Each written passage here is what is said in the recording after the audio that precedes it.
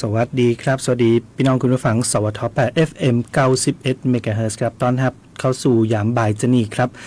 บ่าย2 โมงไปจนถึงบ่าย3 โมงช่วงเวลาของรายการเคลียร์ข่าวปลอมเนาะกลับมาปะกับพี่น้องคุณผู้ฟังทุกท่านเหมือนเช่นเคยนะเป็นประจำช่วงบ่ายของวันจันทร์นะครับทุกวันจันทร์เนาะวันนี้กับปะกันครับวันจันทร์ต้นสัปดาห์นะจันทร์ที่18 สิงหาคม 2568นะวันนี้วันวิทยาศาสตร์แห่งชาติตัวนะครับก็มาปะกันเนาะเอาทำหน้าที่กันอยู่ครับกับเคลียร์ข่าวปลอมส่งต่อข้อมูลข่าวสารนะเรื่องของข่าวปลอมข่าวแต้เป็นประโยชน์กับพี่น้องคุณผู้ฟังเนาะจะได้หูเต่าตันข่าวปลอมบ่ตกเป็นเหยื่อของมิจฉาชีพบ่ตกเป็นเหยื่อของข่าวปลอมอย่างต่างๆเนาะก็จะได้มีภูมิคุ้มกันนะเกี่ยวกับข่าวปลอมนะภูมิคุ้มกันมิจฉาชีพกันตัวปะกันเหมือนเดิมครับทาง FM 91 เมกะเฮิรตซ์สวท8รวมไปถึงการติดตามนะครับรับชมกันได้ผ่านทางออนไลน์เนาะถ่ายทอดสดต่าง Facebook Live ครับ Facebook Fanpage สวท8นะครับก็เข้ามาติดตามกันได้นะทำหน้าที่อยู่ตรงนี้เป็นเปื่อนกับพี่น้องคุณฟังในช่วงยามบ่ายครับวันนี้ก็เหมือนเดิมครับทำหน้าที่โดย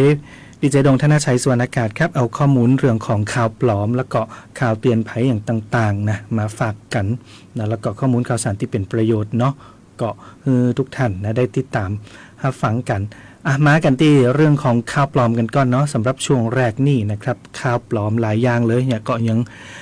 เกิดขึ้นแล้วก็วนเวียนกันอยู่เนาะยิ่งช่วงสถานการณ์ความบ่สงบเนี่ยก็ยิ่งมีข่าวปลอมกันออกมานักขึ้นนะตามข้อตกลงที่เปิ้นไปเจรจากันเกี่ยวกับการยุดยิงนะหนึ่งในนั้นก็คือฮือทั้งสองฝ่ายเนี่ยลดนะแล้วก็กำจัดเรื่องของข่าวปลอมออกไปตัวนะครับนะเรื่องที่เปิ้นห้องว่า fake news เนี่ยนะก็ฮือทั้งสองฝ่ายเนี่ยนะลด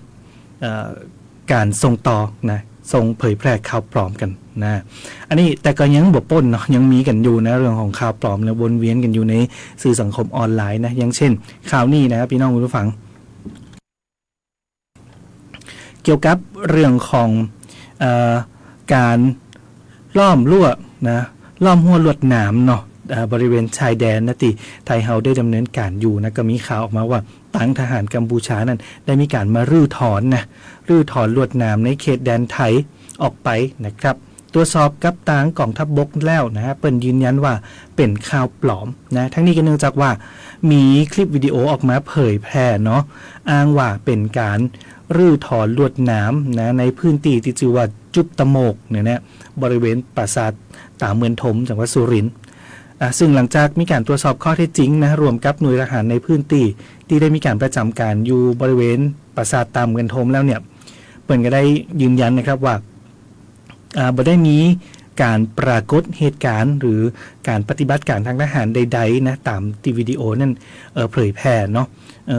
ทางทหารกัมพูชาบ่ได้เข้ามาถึงตรงนี้นะมาปฏิบัติการอันนี้ตามที่มีการกล่าวอ้างเพราะฉะนั้นแล้วก็ถือว่าเป็นข่าวปลอมนะเป็นวิดีโออย่างบ่ฮู้เนาะเอามาสวมร้อยแล้วก็อ้างว่าเป็นทหารกัมพูชามารื้อถอนลวดหนามของเฮานะฮะทั้งนี้เนี่ยถ้าหากว่ามีการรื้อถอนลวดหนามในพื้นที่แต่แล้วก็จะต้องมีการตอบโต้จากทั้งฝ่ายไทยนะเนื่องจากว่าพื้นที่ดังกล่าวเนี่ยนะครับแต่พื้นที่ที่มีการกล่าวอ้างตรงนี้เนาะพื้นที่จุบตะโมกเนี่ยนะปราสาทตาเมืองถมยังอยู่ในเขตแดนไทยอยู่แล้วก็ยังอยู่ภายใต้มาตรการการรักษาความมั่นคงอย่างเข้มงวดนะครับทั้งนี้ก็จากการตรวจสอบยังพบว่ายังมีเสาธงเนาะเสาธงที่ปรากฏอยู่ในภาพเนี่ยนะฮะในวิดีโอเนาะพอมาดูพื้นที่แต่แล้วเนี่ยมันคนละตีกันคนละอย่างกันนะบ่ได้มีอยู่ในพื้นที่ที่มีการกล่าวอ้างแต่อย่างใดนะครับอันนี้ก็เป็นสื่อหนึ่งเนาะที่มีการเผยแพร่อยู่ก็ถือว่าเป็นข่าวปลอมเหมือนกันเพราะฉะนั้นแล้วก็ต้องเอามาชี้แจงกันแถมอย่างหนึ่งเนาะเขาจะหันมีเรื่องของมุดเขตแดนติปักกันเอาไว้อยู่เนาะเอาไว้บ่งบอกเขตแดนก็มีการเผยแพร่ออกมาเหมือนกันนะครับลักมุดนะที่มีชื่อว่าลักมุด RF80 นะครับเป็นหลักฐานสำคัญในการที่เขตแดนไทยกัมพูชาอันนี้เป็นบอกว่ามันเป็นข่าวที่มีการบิดเบือนอยู่นะอาจจะยังให้เกิดความสับสนกับพี่น้องก็ได้นะครับมีการเผยแพร่คลิปวิดีโอแหมแล้วนะฮะเหมือนกันเลยเนาะเกี่ยวกับลักมุด RF80 นะมี3ลักด้วยกันก็คือหมายเลข10หมายเลข8แล้วก็หมายเลข2ตามภาพข่าวเป็นระบุว่า เป็นลักมุดตีใจในการกำหนดเขตแนวป่าคุ้มครองของจังหวัดสุรินทร์นะครับใจกำหนดลักเขตการปกครองการอนุรักษ์ทรัพยากรป่าไม้ภายในประเทศตะวันตั้งอยู่ในแนวเส้นทางปราสาทตาควายไปจนถึงปราสาทตาเมืองทมนะครับแม่ลักมุดดังกล่าวจะเป็นหลักฐานสำคัญที่ระบุว่าปราสาทตาเมืองทมตาเมืองโตดนะตาเมือนและก็ปราสาทตาควายเนี่ยอยู่ในเขตแดนประเทศไทยอยู่ลึกเข้ามาในเขตแดนประเทศไทยเนี่ยและบ่ได้อยู่ในพื้นที่ทับซ้อนนะครับแต่ลักมุด RF80 บ่ได้มีผลกำหนดต่อบ่ได้มีผลต่อการกำหนดเขตเส้นแดนไทยกัมพูชาตามกฎหมายระหว่างประเทศการแบ่งเขตแดนนะของไทยกัมพูชาเนี่ยจะต้องดำเนินการผ่านกระบวนการที่เป็นห้องว่าJBC นะคือกรรมการพรมแดนรวมเนาะเต่าอันนะบ่สามารถที่จะอ้างมุด RF80 เพื่อขีดเส้นพรมแดนของรัฐทั้งสองได้นะครับก็คือสรุปว่า RF80 เนี่ยนะเป็นลักมุดในการกำหนดเขตการปกครองการอนุรักษ์ทรัพยากรป่าไม้แนวเขตป่าคุ้มครองของจังหวัดสุรินทร์นะมันซึ่งมันครอบคลุมปราสาทตาเมือนนะตาเมือนทมตาเมือนโตดตาควายตยนะแต่บ่สามารถที่จะไปอ้างอิงเรื่องของการเป็นเขตพรมแดนระหว่างประเทศได้นะครับอันนี้ก็อาจจะย่าให้พี่น้องเกิดความสับสนกันได้นะว่าถ้าเกิดว่ามีไขมันย่าอย่างกับลักมุด RF80 นี้ไปเนาะก็จะส่งต่อข้อมูลผิดๆกันไปนะครับสำหรับการแบ่งเขตแดนนะฮะบริเวณเขาพระวิหารได้มีการอ้างอิงตามคำพิพากษาศาลยุติธรรมระหว่างประเทศหรือว่า ICJ นะครับที่ได้มีการตัดสินไปแล้วว่าเขตอำนาจหรือว่าอธิปไตยเหนือปราสาทเขาพระวิหารเนี่ยเป็นของกัมพูชานะครับอันนี้ก็มีการตัดสินไปเรียบร้อยแล้วเนาะผ่านมาแล้วเนาะสำหรับเรื่องนี้นะครับเป็นแต่ว่าส่วนเรือพื้นที่โดยรอบปราสาทนี่ก็ยังต้องอยู่ระหว่างการดำเนินการนะผ่านคณะกรรมการพรมแดนรวมเหมือนกันแต่ตัวปราสาทเองเนี่ยนะเป็นอธิปไตยของกัมพูชาไปแล้วเนาะตามคำตัดสินของศาลโลกหรือว่าศาลยุติธรรมระหว่างประเทศนั่นเองนะครับอันนี้ก็เป็นแห่งเรื่องหนึ่งเนาะที่สร้างความสับสนให้กับพี่น้องประชาชนคุณผู้ฟังกันได้นะครับว่าเป็นข่าวบิดเบือนนะเกี่ยวกับลักมุดที่ชื่อว่าลักมุด RF80 นะครับอธิบายกันเนาะได้เข้าใจนะมาที่เรื่องอื่นๆกันพ้องนะครับเรื่องของสภาพอากาศนะฝนฟ้านะมีข่าวเผยแพร่มาแหมแล้วนะเกี่ยวกับพายุนะฮะพายุหมุนเขตร้อนนะคนที่เผยแพร่นี่ก็บ่ฮู้จะกึดจะใดเนาะตั้งชื่อพายุออกมานี่นะ สุมาเด้อนะคุณผู้ฟังคนที่มีการเผยแพร่ชื่อพายุหมุนนี่มานะเป็นสะกดนะจะนี่นะสระแอต่อเต่าดอเด็กนะครับต่อเต่าสระอีไม่เอกนะบอกกล้าอ่านเต็มๆนะไปสะกด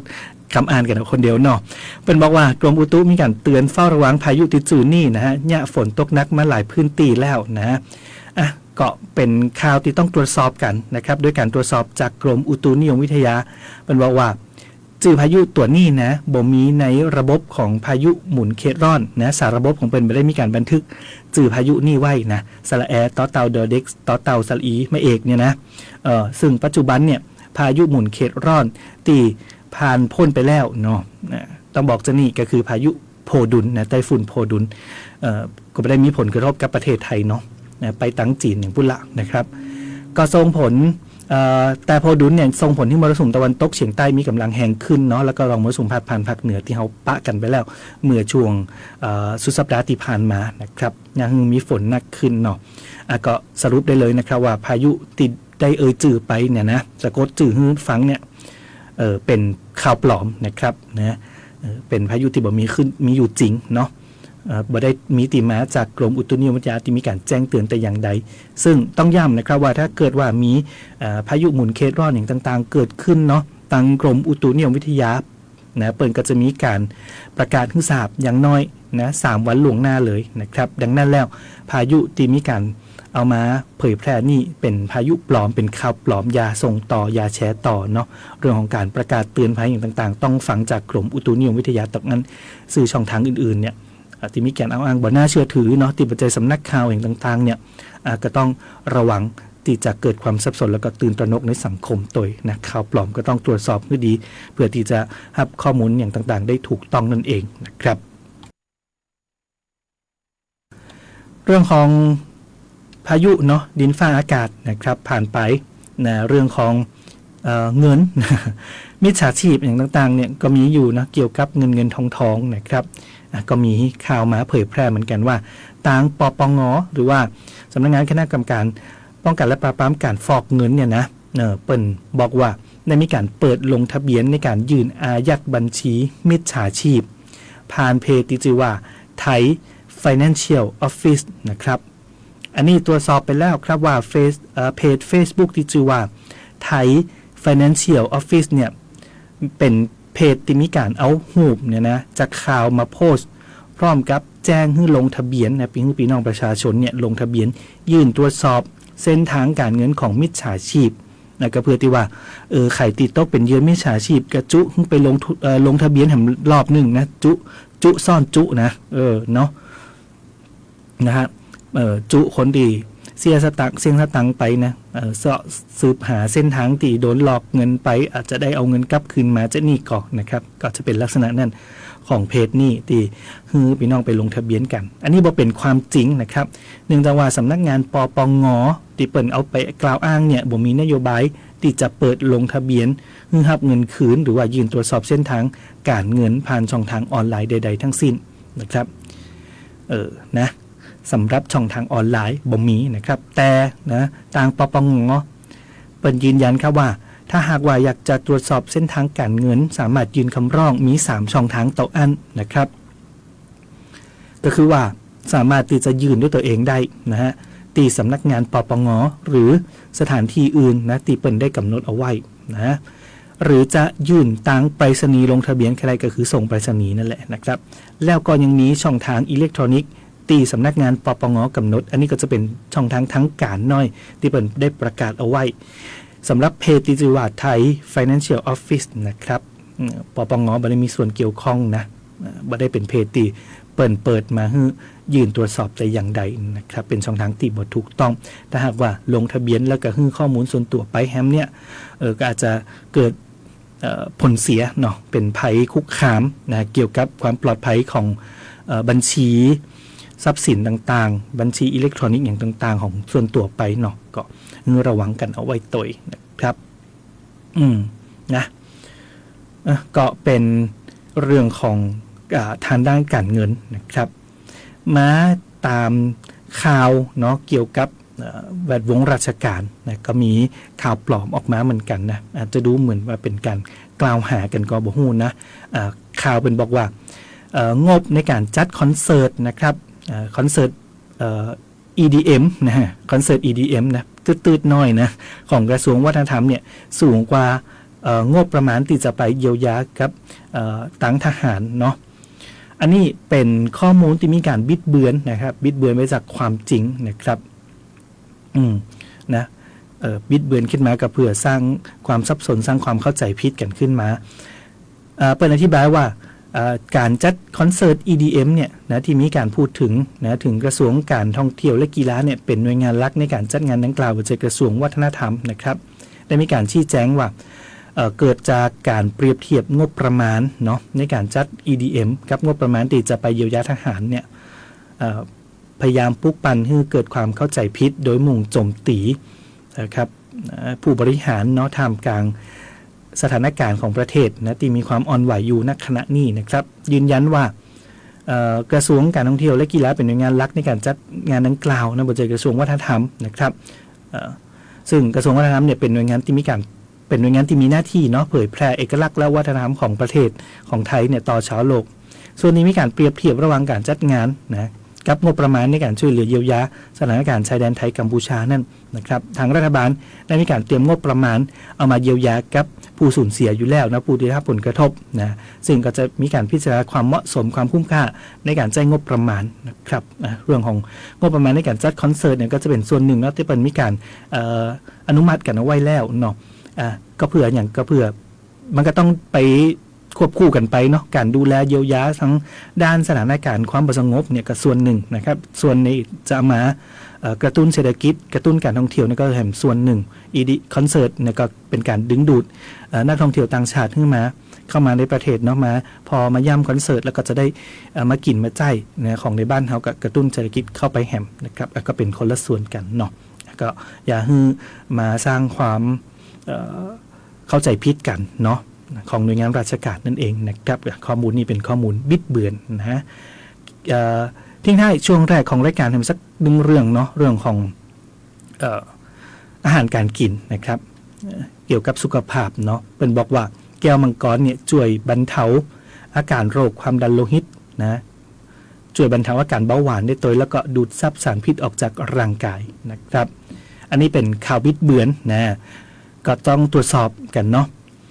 แก้วมังกรเนี่ยมีคุณสมบัตินะครับมีสรรพคุณในการช่วยบำรุงผิวพรรณให้เปล่งปลั่งช่วยควบคุมน้ำหนักนะเพราะมีแคลอรี่ต่ำสามารถปรับสมดุลของแบคทีเรียในลำไส้แล้วก็มีส่วนช่วยป้องกัน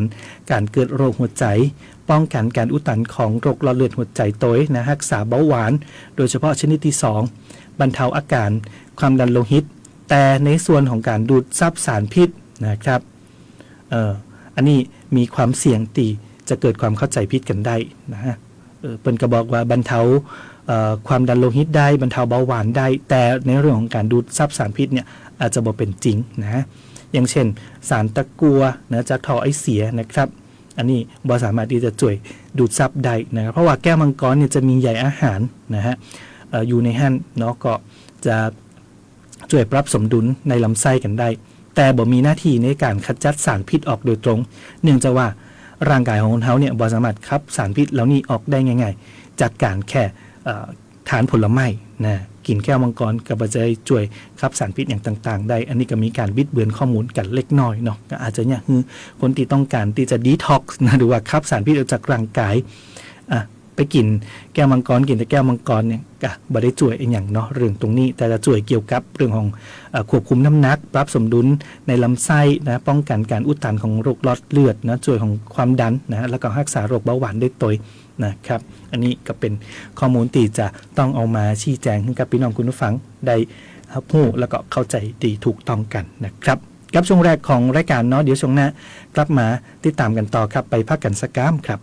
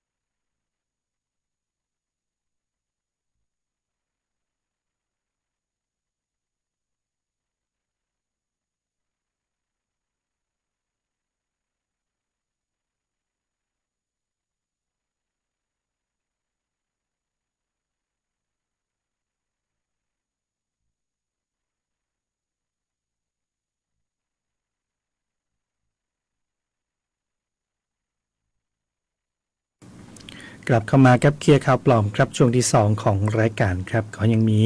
เรื่องราวข้อมูลข่าวสารนะให้ได้ติดตามกันกับช่วงนี้นะครับข่าวตีมีสาระมีประโยชน์เนาะเอามาบอกกล่าวกับพี่น้องคุณผู้ฟังนะครับอันนี้ก็เป็นข่าวดีอย่างหนึ่งเนาะก็เจอว่านอกจากตอนนี้จะได้ประโยชน์แล้วในอนาคตข้างหน้าก็จะมีประโยชน์กันเอาไว้ตัวนะครับนั่นก็คือทางกระทรวงพาณิชย์นะครับได้ร่วมมือกับบริษัทเอกชนเนาะในการผลิตกระดูกไทเทเนียมนะเอาไปช่วยทหารตีได้รับบาดเจ็บจากชายแดนจากสถานการณ์ชายแดนไทยกัมพูชานะครับทางกระทรวงพาณิชย์โดยกรมทรัพย์สินทางปัญญาเนาะเปิดร่วมกับบริษัทเมติคูลีนะครับเป็นบริษัทผู้ผลิตกระดูกเทียมและอุปกรณ์ผ่าตัดนะในการช่วยเหลือทหารแนวหน้าที่ได้รับบาดเจ็บจากเหตุการณ์ชายแดนไทยกัมพูชา4 รายด้วยกันซึ่งขณะนี้เนี่ยรักษาตัวอยู่ที่โรงพยาบาลสรรพสิทธิประสงค์จังหวัดอุบลราชธานีและก็โรงพยาบาลพระมงกุฎเกล้านะครับก็เพื่อที่จะได้ฟื้นฟูสภาพร่างกายกลับมามีชีวิตที่ดีโดยเร็วเนาะทางรัฐมนตรีว่าการกระทรวงพาณิชย์ครับนายจตุพรบุรุษพาสเป็นบอกว่าการร่วมมือครั้งนี้เนี่ยเกิดจากนะทางกระทรวงพาณิชย์ได้ลงพื้นที่จังหวัดอุบลราชธานีไปเยี่ยมผู้ประสบภัยชายแดนไทยกัมพูชาเนาะแล้วก็มอบสิ่งของจำเป็นให้กับผู้ป่วยที่ได้รับผลกระทบจากเหตุการณ์เมื่อวันที่2 สิงหาคมที่ผ่านมาพอกลับมาแล้วเนี่ยนะครับเพื่อก็ได้ไปประสานกับบริษัทเมติคูลีจำกัดนะครับเนื่องจากบริษัทนี้เนี่ยเป็นบริษัทที่ได้รับเลือกจากกรมทรัพย์สินทางปัญญากระทรวงพาณิชย์คือเป็น IP แชมเปี้ยนนะครับนะเป็น IP แชมเปี้ยนเนาะในสาขาสิทธิบัตรการประดิษฐ์นะเป็นแชมป์ประจำปีนี้โดยได้มีการมอบแผ่นปิดกะโหลกเทียมไทเทเนียมออกแบบเฉพาะบุคคลและกระดูกมือไทเทเนียมเฉพาะบุคคลให้กับต่างโรงพยาบาลทั้ง2 แห่งเพื่อให้นายทหารที่มีการผ่าตัดเปิดกะโหลกศีรษะ3 รายและก็ผ่าตัดข้อมือ1 รายได้รับการรักษาที่มีความแม่นยำสูงด้วยการออกแบบกระดูกที่มีความจำเพาะกับสรีระของผู้ป่วยน่าให้ผู้ป่วยได้ฟื้นฟูร่างกายได้ดีขึ้นแล้วก็กลับไปใช้ชีวิตได้อย่างปกติครับโดยกระทรวงพาณิชย์ก็ได้รับความร่วมมือนอกจากบริษัทเมติคูลีนี่แล้วเนาะก็ได้รับความร่วมมือจากกองบัญชาการกองทัพภาคที่2ตัวนะครับบริษัทเมติคูลีเนี่ยเป็นหนึ่งในบริษัทสตาร์ทอัพของไทยเฮานะที่มีการพัฒนาผลิตภัณฑ์อุปกรณ์ทางการแพทย์โดยใช้เทคโนโลยีชั้นสูงนะสร้างธุรกิจแล้วก็สร้างประโยชน์ต่อสาธารณะเกิดได้รับรางวัล Global Award สาขาเทคโนโลยีการแพทย์จากองค์การทรัพย์สินทางปัญญาโลกเมื่อปี 2567 นะครับแล้วก็การร่วมมือครั้งนี้เนี่ยนอกจากจะได้ช่วยฟื้นฟูรักษาผู้บาดเจ็บแล้วก็ยังแสดงถึงศักยภาพของไทยด้านนวัตกรรมการแพทย์นะเป็นการนำทรัพย์สินทางปัญญาไทยมาใช้ให้เกิดประโยชน์ในมิติของสังคมและก็เศรษฐกิจสอดคล้องกับนโยบายไทยทำไทยใจไทยจ่วยไทยเนาะนะฮะปัจจุบันเนี่ยมีผู้ป่วยสะสมในประเทศที่รอการรักษาด้วยเครื่องมือแพทย์ในกลุ่มนี้ถึง100,000 กว่าคนด้วยกันนะครับการเลือกใช้ผลิตภัณฑ์ที่มีคุณภาพได้มาตรฐานสากลแล้วก็สามารถที่จะผลิตเองได้ในประเทศก็จะช่วยทดแทนการนำเข้าเนาะลดการใช้จ่ายลดงบประมาณของรัฐแล้วก็ยังให้ผู้ป่วยมีคุณภาพชีวิตที่ดีขึ้นเนาะบริษัทเมติคูลีเนี่ยนะได้รับความคุ้มครองสิทธิบัตรแล้วในหลายประเทศนะครับนะก็แสดงว่าถ้าประเทศอื่นมาหลอกเลียนเนี่ยบ่ได้แล้วอย่างเช่นตีสหรัฐญี่ปุ่นเกาหลีใต้แล้วก็ในสหภาพยุโรปตัวการตลาดทั่วโลกของเครื่องมือแพทย์ในกลุ่มนี้มีอยู่ประมาณถึง 2.3 พันล้านดอลลาร์สหรัฐก็จะนำไปสู่การสร้างรายได้ให้กับประเทศไทยในระยะยาวสร้างความเชื่อมั่นในนวัตกรรมของไทยแล้วก็สร้างโอกาสให้กับทุกภาคส่วนตัวเนาะอันนี้ก็เป็น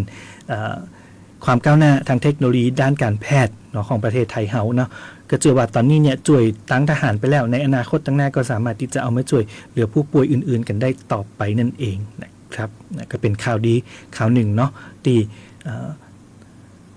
สิ่งประดิษฐ์นะในฝีมือคนไทยนะ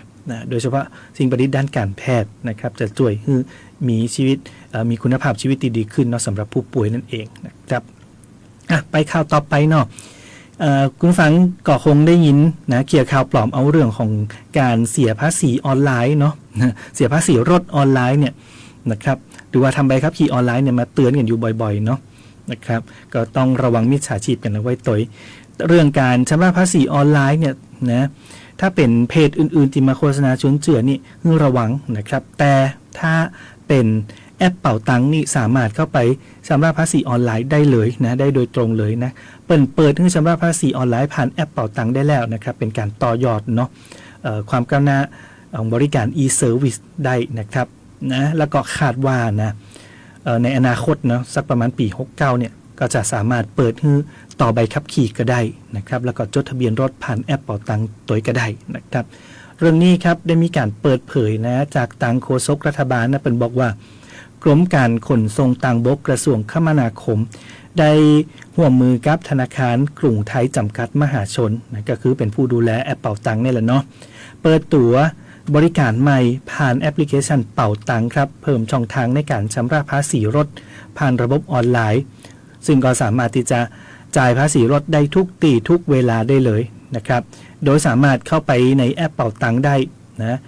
ก็จะมีตั้งแต่ขั้นตอนการยื่นชำระภาษีการชำระเงินแล้วก็รอรับเครื่องหมายการเสียภาษีที่บ้านได้ผ่านช่องทางไปรษณีย์ตัวสำหรับการบริการชำระภาษีประจำปีแล้วก็ซื้อพรบประกันภัยรถยนต์ผ่านแอปเป่าตังเนี่ยก็สามารถดำเนินการได้นะฮะโดยขั้นตอนก็คือว่า1เลยก็เปิดเข้าไปในแอปเป่าตังเนาะในนั้นก็จะมีบริการที่ชื่อว่าชำระภาษีรถประจำปีนะเขาเลือกนะบริการนี้แล้วก็เลือกนะมีให้เลือกแถมว่าชำระภาษีสำหรับรถของตัวเองหรือว่าชำระแทนนะเจ้าของรถคนอื่นๆนะครับหากรถที่เลือกรถที่ต้องการชำระแล้วนะครับนะก็เข้าไปในระบบแต่ถ้าหากว่ายังบ่มีการซื้อพรบก็สามารถที่จะซื้อผ่านแอปพลิเคชันนี้ได้ทันทีเลยหลังจากที่ชำระแล้วเนาะระบบก็จะมีการแสดงเครื่องหมายการเสียภาษีดิจิทัลนะอันนี้สามารถที่จะเอาไปจ่ายได้แต่จ่ายได้15วันนะครับก็เพื่อที่จะรอเครื่องหมายตัวจริงเนี่ยส่งมาถึงบ้านนะครับทางไปรษณีย์อันนี้ก็เป็นขั้นตอนเนาะของการจ่ายภาษีรถออนไลน์นะผ่านแอปเป่าตังคาดว่าแอปพลิเคชันเนี่ยจะสามารถเปิดให้พี่น้องประชาชนจ่ายบริการได้ภายในปี69เนาะแล้วก็จะมีการเตรียมวางระบบในการนำเทคโนโลยีเนี่ยมาจ่ายในการจดทะเบียนรถนะผ่านการยื่นเอกสารจดทะเบียนรถผ่านระบบอิเล็กทรอนิกส์นะก็จะช่วยลดระยะเวลาได้นะครับบริการได้สะดวกรวดเร็วขึ้นเนาะลดการจ่ายป้ายแดงระหว่างรอทะเบียนตัวแต้แล้วก็จะมีการนำรองก่อนเนาะสำหรับรถยนต์ส่วนบุคคลบ่เกิน7คนนะครับก็คือรถเก่งเนี่ยเนาะนะฮะแล้วก็รถเครื่องนะรถจักรยานยนต์นะก่อนที่จะขยายไปสำหรับประเภทอื่นๆต่อไปนะฮะอันนี้ก็เป็นการบริการนะอันหนึ่งนะจากแอปเป่าตังนะที่จะมีขึ้นให้กับพี่น้องประชาชนได้จ่ายงานกันครับ2-3 วันมานี้ใครได้ยินกำนี้กันพ่องนะครับ Negative Income Tax นะที่บอกว่าคนไทยต้องยื่นภาษีทุกคนเริ่มปี70นะครับนะจะช่วยคัดกรองสวัสดิการได้อย่างแม่นยำแล้วก็เป็นธรรมเนาะอันนี้เรื่องนี้เปิดเผยจากทางกระทรวงการคลังนะครับได้มีการพัฒนาฐานข้อมูลขนาดใหญ่นะเป็นห้องว่า Data Lake นะเอาข้อมูลทั้งหมดมาอยู่รวมกันในระบบเดียวนะแก้ปัญหาการกระจายตัวของข้อมูลสวัสดิการที่อยู่ในหลายหน่วยงานอย่างเช่นข้อมูลการเสียภาษีนะอยู่กับกรมสรรพากรข้อมูลบัตรสวัสดิการแห่งรัฐก็อยู่แห่งหน่วยงานหนึ่งนะก็เพื่อที่จะให้รัฐบาลสามารถจัดสรรงบประมาณแล้วก็สวัสดิการได้อย่างตรงจุดให้กับพี่น้องประชาชนนั่นเองครับระบบ Negative Income Tax ก็คือระบบที่กำหนดให้พี่น้องประชาชนทุกคนต้องยื่นแบบแสดงภาษีเงินได้บุคคลธรรมดานะอันนี้ย้ำแหละว่าต้องยื่นแบบนะถึงจะรายได้น้อยรายได้หนักก็ต้องยื่นนะครับนะจะได้เสียหรือบ่เสียนะก็ต้องไปดูสรุปสุดท้ายกันนะหลังจากที่ยื่นแบบแล้วนะเพิ่นก็จะมีเกณฑ์ภาษีกันอยู่แล้วเนาะแม้จะมีรายได้น้อยกว่าฐานที่ต้องเสียภาษีนะก็คือเกณฑ์รายได้บ่ถึงนะก็บ่ต้องเสียแต่ก็ต้องยื่นแบบนะครับเพื่อที่รัฐจะได้ใจข้อมูลในการคัดกรองสิทธิสวัสดิการอย่างแม่นยำและก็ตรงเป้าหมายนะครับลดความซ้ำซ้อนของโครงการช่วยเหลืออย่างต่างๆเนี่ยกว่า20รายการด้วยกันเชื่อมฐานข้อมูลของพี่น้องประชาชนเอาไว้ด้วยกันเนาะและยังขอบคุ้มการทำงานไปยังกระทรวงอื่นๆได้ตัวนะครับถ้าว่ามีการนำ Negative Income Tax มาจ่ายเนี่ย นะก็จะมีผลต่อพี่น้องประชาชนแตกต่างกันตามกลุ่มรายได้นะครับก็คือกลุ่มที่มีการเสียภาษีอยู่แล้วเนาะอันนี้จะบ่กระทบอย่างนักบ่ค่อยเปลี่ยนแปลงเนาะเพราะว่ากระบวนการตรวจสอบภาษีก็จะมีการเข้มงวดขึ้นตัวอันเองนะครับเสียใครที่รายได้ถึงเกณฑ์ที่ต้องเสียอยู่แล้วมันก็ต้องเสียตามระบบนะครับกลุ่มที่มีรายได้พอสมควรแต่บ่เคยยื่นภาษีก็จะถูกดึงเข้ามาสู่ในระบบนะถ้าหากว่ารายได้ต้องเริ่มเสียภาษีแล้วนะครับก็ต้องดำเนินการไปตามนั่นนะถ้าหากว่ารายได้ถึงเกณฑ์นะครับส่วนแห่งกลุ่มหนึ่งก็คือกลุ่มรายได้น้อยนะก็จะได้ประโยชน์เต็มที่จากระบบนี้นะครับเมื่อรายได้ถูกบันทึกในระบบว่าบ่ถึงเกณฑ์ที่ต้องเสียภาษีรัฐก็จะมีการช่วยเหลือเนาะมีสวัสดิการกลับมาให้ช่วยเหลือได้ตรงกลุ่มนะครับอันนี้ก็เป็นประโยชน์นะของกลุ่ม3กลุ่มเนี่ยที่จะเกิดขึ้นนะครับทั้งนี้เนี่ยอาจจะมีบางส่วนนะคนไทยบางส่วนที่ยังบอกว่าจะต้องมีการยื่นแบบภาษีหรือเพราะว่าการเสียภาษีเนี่ยเป็นหน้าที่ตามกฎหมายนะครับจะต้องยื่นแบบกันจะได้นะภาษีเงินได้ส่วนบุคคลเงินได้บุคคลธรรมดาเนี่ยจะต้องยื่นจะได้กันพ่องนะครับอันนี้ยังบอกยังมีความเข้าใจผิดกันอยู่เนาะถึงว่าเงินรายได้ตีได้มาเนี่ยบ่ถึงเกณฑ์เสียภาษีก็บ่ต้องอย่างอันนี้บ่ใจนะครับต้องยื่นแบบแสดงภาษีกันตัวนะครับซึ่งระบบนี้ก็จะให้ทุกท่านได้มีข้อมูลนะกับทางภาครัฐนั่นเองนะครับรอดูเนาะรายละเอียดอย่างต่างๆเดี๋ยวก็ออกมาให้ชัดเจนขึ้นนะครับสำหรับระบบนี้ negative income tax นะอันนี้เป็นข้อมูลนะที่เป็นประโยชน์กับพี่น้องคุณผู้ฟังเอามาฝากกันครับกับเคลียร์ข่าวปลอมบ่ายวันนี้ครับวันจันทร์ที่18สิงหาคม2568ก็หมดเวลาแล้วเนาะกลับมาติดตามกันได้ไหมนะทุกวันจันทร์บ่าย 2 โมงถึงบ่าย 3 โมงกับตังสวท8 FM 91 MHz วันนี้ผมดีเจดงธนชัยสุวรรณากาศลาคุณผู้ฟังไปก่อนสวัสดีครับ